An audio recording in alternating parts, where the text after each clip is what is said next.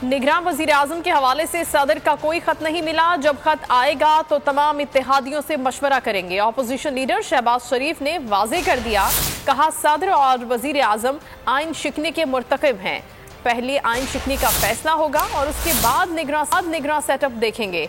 आइन तोड़ने का मामला हल ना हुआ तो मुल्क बनाना रिपब्लिक बन जाएगा। उन्होंने अदालत उज़्मा से मुतालबा किया कि इस बात का जायजा लें और मामले के हल के लिए फोरम बनाएं। तवक्को है अदलिया आइन की हिफाजत करेगी।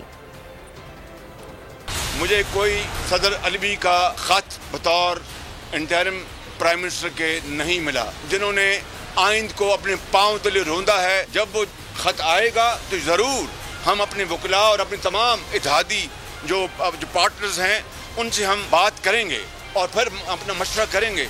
लेकिन इस वक्त तो खुद अलवी साहब जो हैं और इमरान खान नियाजी वो आइन शिकनी के मुर्तकब हैं। उसका पहले फैसला होगा, अगली बात बाद में होगी। तो ये क्या भोंडा मजाक है कि मुझे अकेले को और वो भी जुबानी एट 11th आवर बुलाया जाए?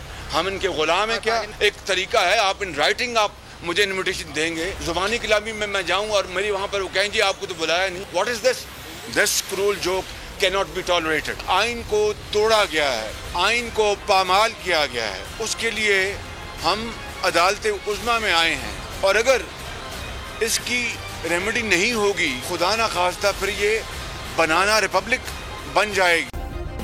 सब्सक्राइब करें और बेल दबाएं ताकि कोई खबर रह न जाए।